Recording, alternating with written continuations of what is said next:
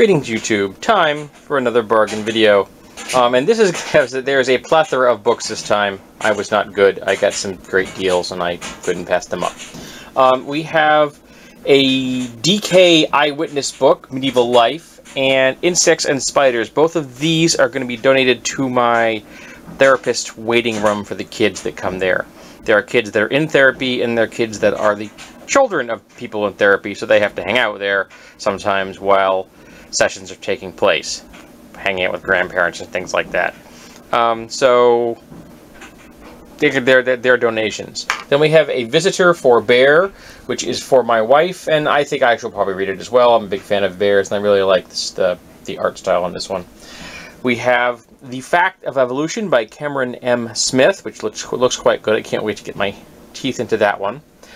Life on Planet Rock, which is about the kind of the backstage story of rock and roll, from Guns N' Roses to Nirvana, a backstage journey through the rock's most debauched decade. You know, back in the 80s when things were really off the hook, apparently. A History of Macedonia, which is probably going to have a much different tone. Shock Value: How a Few Eccentric Outsiders Gave Us Nightmares, Conquered Hollywood, and Invented Modern Horror. I'm not a big fan of a lot of the horror that's come out in the last 20 years, but I am interested in the history of film and some of the stuff that came out during the, you know, the 70s and 80s and 90s. That kind of stuff interests me. Well, the 70s and 80s mostly. And the history behind the films, so I thought that might be a good read. Then we have Bill Bryson's The Mother Tongue, English and How It Got That Way. I read a book not long ago called The Prodigal Tongue, which is about English as well. This will be interesting to see how this one compares. And I read his A Walk in the Woods, and I didn't much like it. And I don't remember if I didn't like it because of the topic or his writing style. Just because the people in the book just seemed, some of the people in the book just seemed really annoying. So we're going to find out which it is. Knits of Tomorrow, toys and accessories for your retro future needs. My wife is a crocheter and a knitter. A reproduction of the 1900 Sears and Roebuck catalog. Not only do I find this kind of thing interesting, but this is an invaluable resource if you are running an early 20th century or late 19th century role-playing game to get a sense of place. Then we have a Dog Train, which is a book and a CD of music by a number of artists that my wife happens to really like, and once she's done with it, I may pass it on to my nephews.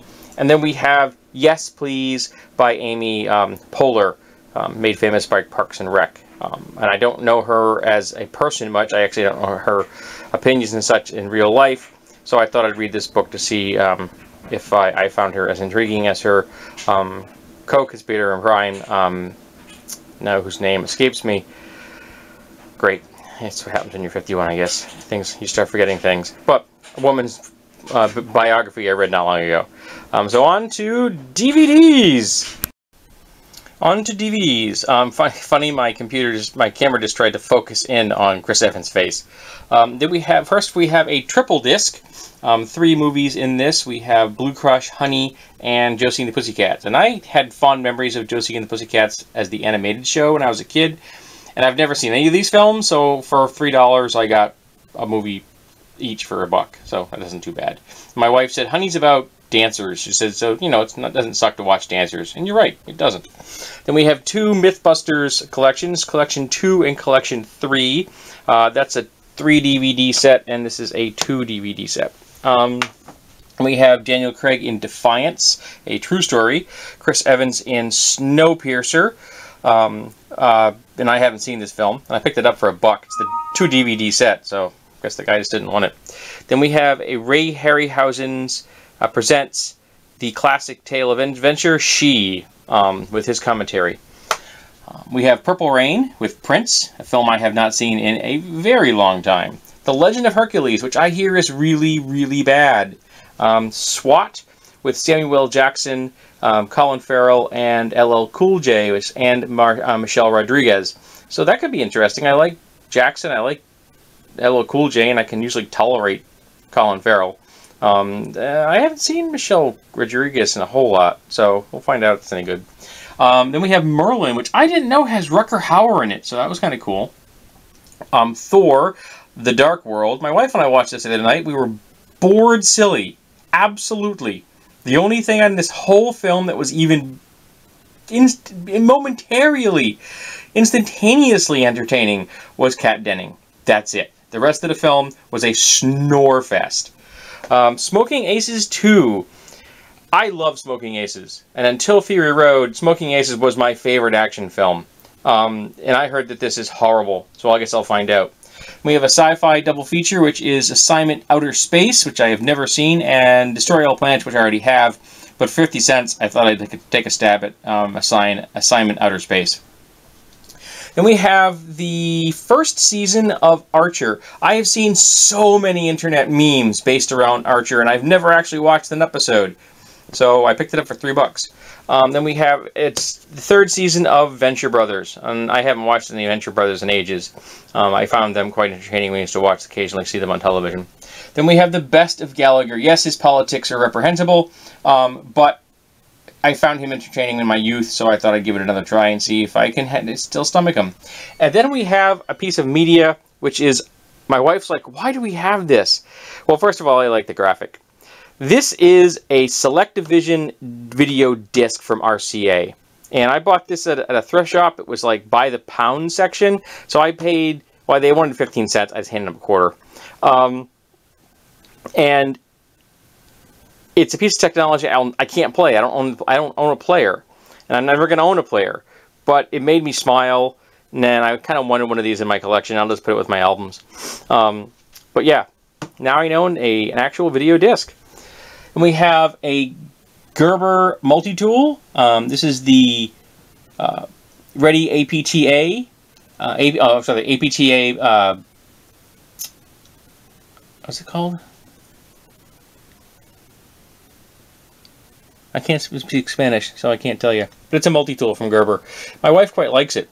She has one. And I picked this up for a coworker who does speak Spanish. So there you go.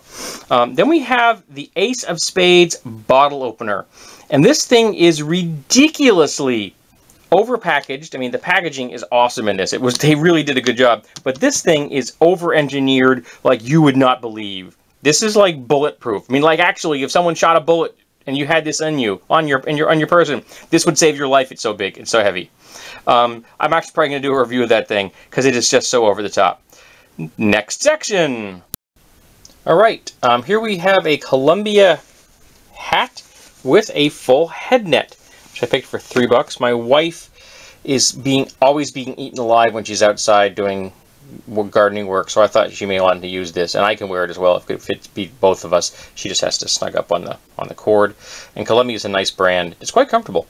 Then we have some silicone molds for making your very own gingerbread house. But not only can you make this out of gingerbread, and we'll probably be doing this out of gluten-free gingerbread, because my wife doesn't like gluten. She can eat it, she just doesn't like it. But you could also make these out of resin if you wanted to make a permanent gingerbread house, because they're perfect molds. So long as you have them flat and level, they're going to pop out really nice. I picked those up for $1 a piece. Oddly, they didn't have them as a set. I mean, who's going to buy these things not as a set? Whatever. Then we have a carved tiki. It's kind of relatively heavy wood. It's seen a little bit of wear and tear in there, but it was quite nice, and I picked it up for a good price. Then we have a mask, which is sitting on something else at the moment. I picked this up for $1. I don't care that it's got a little wear and tear on it, because that's going to be part of a post-apocalyptic costume, so that fits right in. But this means that I can have a lower face mask when I'm wearing the costume for Halloween this year. And I was just going to use a scarf, like a Palestinian-style facial scarf. I can't remember the name of the scarf. It's a headscarf. But this will be even better and fit the theme a little bit more. All I need to do is wash it, because I'm not putting it on my face until I do. Then we have a tiki, which my wife may wear as a mask. So all we have to do is put some straps in the back, because this hole spacing is perfect for a mask. Put a balaclava on your head, a little black makeup so you can't see your skin, and with the right kind of accoutrements to go with it, and you're a tiki god. And we have a really nice, heavy cast iron poaching pan. Now, this thing is looks like it was never used. It has never been seasoned. It's got a little rust on it, but I own steel wool. I can take that off. I eventually plan on getting into aluminum casting, and I'm going to need something to make aluminum ingots in, and that's what I purchased this for, so I could make aluminum ingots. But in the meantime, we can poach eggs. We have some magnetic containers, so they got magnets on the bottom, and those for part storage. I have a metal toolbox, easy to keep things off the ground or out of drawers, things like that. Then we have this Defiant flashlight, and the guy that sold this to me said that he thought the bulb needed to be replaced. Now, originally this had two rubber caps, one that went over the top and one that went over the butt. And you can see he did not take care of this. And you don't replace bulbs like this. The bulb on this thing is built right into the circuit board. You don't replace that bulb easily. So, and I looked at it and I think I knew what was wrong. The head wasn't seated right. So he sold it to me for $1. So I took it home. He had the O-ring bound up in the threads. So I had to use a strap wrench and scrape 2 knuckles up in the process of getting this thing off, clean the threads, put it back together, put some batteries in there, and guess what? So I get a $30 flashlight for $1 because I know how to take care of tools and he obviously doesn't. Then we have this LED neck lamp, like table lamp with a flexible neck. Picked that for $1. I thought I'd give that a try, probably just for a review. I may not even keep it. I may just donate it when I'm done with it. I picked this up at a by the pound place in Hudson, New Hampshire from Goodwill. And obviously I'm going to have to replace the filters, and I'm going to have to sterilize the living crap out of this because I'm not putting it on my face until I do, because I paid like a little over $1 for it. But I may be cutting some marble, marble in the near future, so this will come in handy. I may have to buy these online, because I checked one hardware store, they didn't carry the Honeywell filters, so I may have to go online for those. Then we have this plaque badge. I think it went on a scarf or a belt, like the kind you wear crossbody, and I believe this is Welsh. And it's really nice. I'm probably just going to hang it on the wall or something. But I thought that was quite pleasant, and I really like the relief on this. I mean, obviously, it's probably just a stamp, but still, it's kind of cool looking. If anybody knows that is actually designed to be worn on a scarf or a cross-body belt, I would appreciate that. Then we have a door harp. And this goes on your door, and when the door moves, it plays a little tune. I've always wanted one of these things, oddly enough, and I found one for like $2. So, Appalachian door harp. Speaking of noise, we have a tomato-shaped bell, which I thought was kind of cute. Then we have this. This is a carving tool. You use this to shove it into a roast or a turkey or something, so that you can carve the turkey. This is a Bakelite handle, and it's in really nice shape. I think I paid $2 or $3 for this, I believe. And also, you know me, it makes a wonderful improvised weapon. But I have a fondness for Bakelite, the predecessor to modern plastics. Then we have a railroad spike. And no, I did not get this specifically to go with the railroad piece of railroad track I have. Though maybe I should have gotten some. I could have bought more than one of these things. Maybe I should have gotten more than one. But I got this because someday I may work on knives, and who doesn't want to build a knife out of a railroad spike? We have an aluminum Kubotan. I've never owned one. Now I do. We'll just use it as a key fob, probably. Then we have 2 action figures. We have Killer Croc, and this guy, who I have no idea who he is. Anybody knows who this is, tell me. He's got pegs for his feet because he doesn't stand up on his own, but he's a really nicely detailed and really well-articulated figure for something so small. And we have one more thing. This is a 26.5-inch, very bright red bamboo plate. I picked this up at a yard sale for $4. And I am not going to use it as a giant plate. I'm going to make a shield out of it, because you know me and making shields out of things. And I'm thinking of seeing if I can go to a restaurant supply house and find either a plate, a bowl, a stainless steel bowl that will fit inside this rim, or if that's not possible, finding a stainless steel bowl that will fit just outside this rim to make a giant boss. I think inside would look a whole lot better, unless it's shallow. I'd like to keep this rim though, because if it's on the outside, this rim will reinforce it. If it's on the inside, it just looks cool. I kind of like the rim. And believe it or not, someone spent $80 on this at Pier 1 Imports, and you can't even use it for food. So, you know, that's crazy, man. $80. So I paid 5% of the cost of this plate, which is, you know, probably 4 times what it was actually cost to make. But, you know, it's just this really big bamboo plate, which I'm going to turn into a shield, because I like to do that kind of thing. Though I'm stacking up on shield. I got a steel shield. I still need to work on that one. This one was not going to require fiberglass resin, because the other one I want to use fiberglass resin on. So this one may get done sooner, because I know how to do this. I know how to lay out. I've already got the measurements. I can take them off my other shields, how far apart I want these things. I got my stop sign shield for that, so that I can, you know, put a grip here, and then an arm strap here, because that's the kind of shield I like to make. I know that lots of people like center boss shields, and I understand that, center grip ones, I get that. But for me, I think that that's it's something that's going to be I can move faster and more easily.